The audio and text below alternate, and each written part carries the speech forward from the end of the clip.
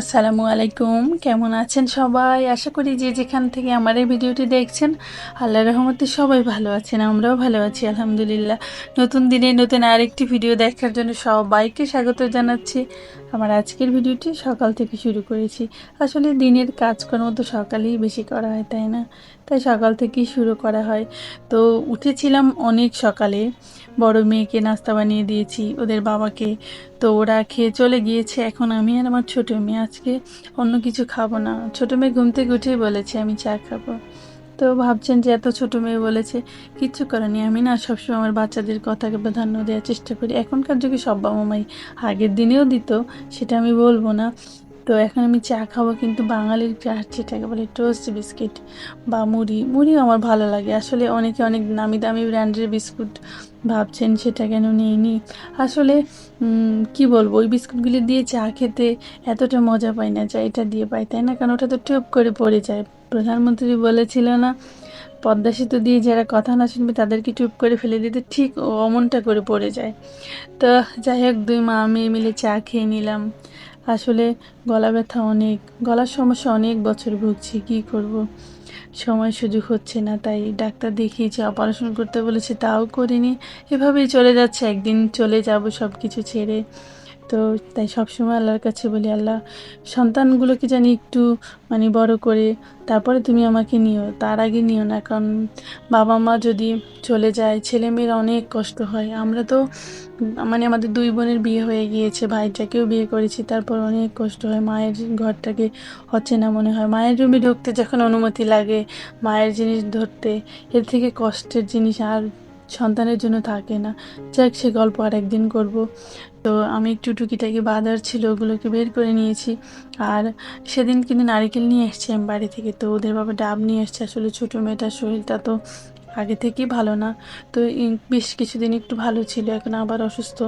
তো ওর কিন্তু পটাশিয়ামের সমস্যা, হিমোগ্লোবিন, তারপরে প্রস্রাবে ইনফেকশন, সব কিছু মিলে মেয়েটা বেশ অসুস্থ থাকে। তো অনেকেই বলে আমার ঘরটা আসলে অগোছালো, এলোমেলো। কী করব বলেন? এই সব কিছু, সব বাচ্চা কিন্তু একরকম হয় না, তাই না? আর আর কাজের আগে একটা কথা বলি, এখন যারা আমার ভিডিওটি দেখতে শুরু করেছেন, প্লিজ একটা লাইক দিয়ে শুরু করবেন। অনেক কষ্ট করে আমার আপুরা ভিডিও বানায়, তেমনটা কষ্ট কিছুটা হলে আমিও করি। তো তাই যারা ভিডিও দেখবেন প্লিজ একটা মনে করে লাইক দেবেন। আমার আপুরা লাইক দেয়, অনেক সুন্দর কমেন্টস করে, একদিন পড়বো। মাঝে মাঝে না মনে হয় আসলে আমি তো সাধারণ মানুষ, আমার তো এমন দেখানোর মতো কিছু নেই, তাই ভিডিও করতে ইচ্ছে করে না। আবার আপুদের কমেন্টস পেলে মনটা ভরে যায়, আবার শুরু করি নতুন করে। যাই হোক, জানি না আল্লাহ কখন কী করবে। আমি কিন্তু আমার স্মৃতি জমাচ্ছি, যেটাকে বলে। আসলে বাচ্চারা ছোট থাকলে দুষ্টুমি করবে, এটা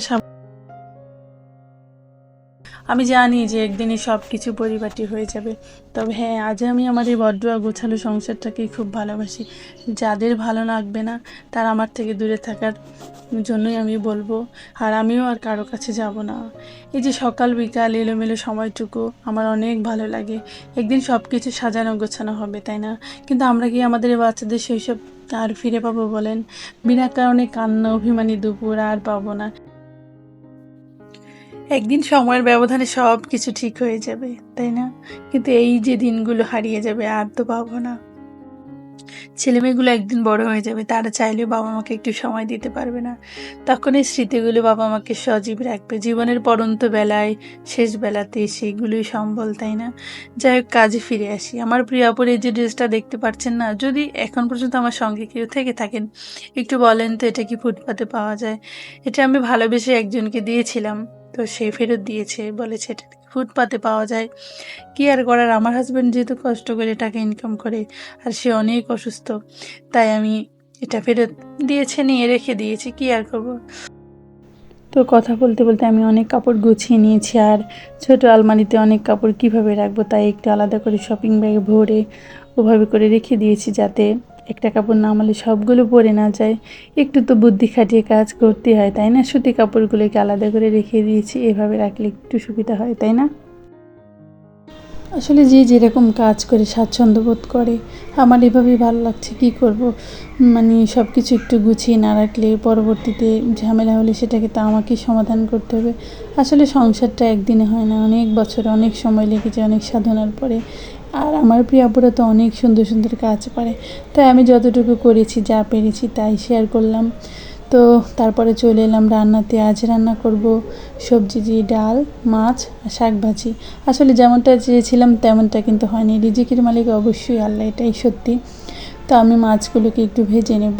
কি হয়েছিল জানেন? দেখতে থাকুন, দেখলে টের পেয়ে যাবেন। না, টের পাবেন না, বলতে হবে আমাকে, কারণ লবণ দিয়েছি। গুণবতীর ওই যে গুণ বেশি, এক তরকারিতে 2 বার লবণ দিয়েছি। আজ শাশুড়ি থাকলে কি হতো? অবশ্য আমার শাশুড়ি তেমন কিছু বলতো না, বলতো কিছু একটা দিয়ে দাও, আলু দিয়ে দাও, না হলে এটা সেটা।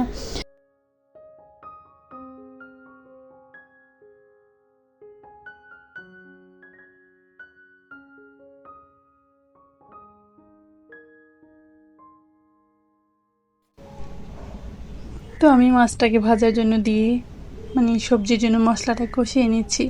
আজ কি জানি হয়েছে, কথাগুলো কি জন্য জানি আটকে আটকে আসছে। আর এই যে আমার মেঘাচ্ছন্ন ঘরটা, একটু আকাশে মেঘ দেখতেই ঘরটা অন্ধকার। আর আমার তো লাইটের ওরকম ব্যবস্থা নেই, তাই যা আছে তা দিয়েই কাজ চালিয়ে নিচ্ছি।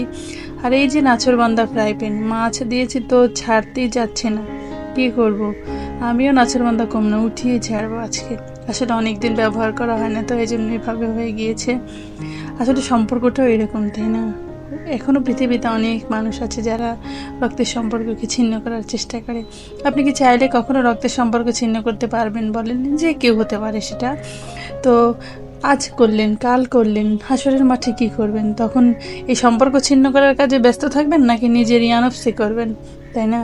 তাই এটা কখনো উচিত না, এটাই বলবো। তো যাই হোক, বলতে বলতে অনেক কথা বললাম। সেই সাথে আমার সবজিটাকে আমি কষিয়ে এবার এই পাশে আর কি মাছটাকে বসিয়ে দেব। আসলে কেউ চাইলে এখানে কিন্তু মাছের মাথা বা মাংসও দিতে পারে। আমি যখন ফেরিতে ছিলাম তো দেখেছি আপুরা শুটকি বা মাছের মাথা দিয়ে অনেক সুন্দর সুন্দর তরকারি রান্না করে। আসলে প্রথম যখন দেখেছিলাম না, তখন গোল গোল লাগতো যে এগুলো কী। তো পরে আমি অভ্যস্ত হয়ে গেছি, আলহামদুলিল্লাহ এখন আমিও পারি বা আমার খেতেও ভালো লাগে। আর এই যে শাক দিয়ে মাছ ঢাকার প্রস্তুতি চলছে, যেহেতু লবণ একটু বেশি হয়েছিল তাই এভাবে করে চালিয়ে দিয়েছি। কি করব, নিয়ামতের তো খেয়ানত করা যাবে না, ফালানো যাবে না, তাই আর কি। তো খেতেও মজার ছিল বেশ। আসলে মাঝে মাঝে এমনটা হয়ে যায়, তাই না? কিন্তু এটা অনেকে মেনে নিতে চায় না, যে ভুল কেন হলো, ভুল কেন হলো, এই প্রশ্নটা থেকেই যায়। তারপরে ধনিয়া পাতা ছিল না, একটু জিরের গুঁড়ি দিয়ে দেবো। আসলে জিরের গুঁড়ো না দিলে 16 কলা যেটাকে বলে সেটা তো পুরনো হয় না, তাই না? তো রান্না করতে করতে আজকের মতো বিদায় নিলাম। সবাই ভালো থাকবেন, সুস্থ থাকবেন। আল্লাহ হাফেজ, আসসালামু আলাইকুম।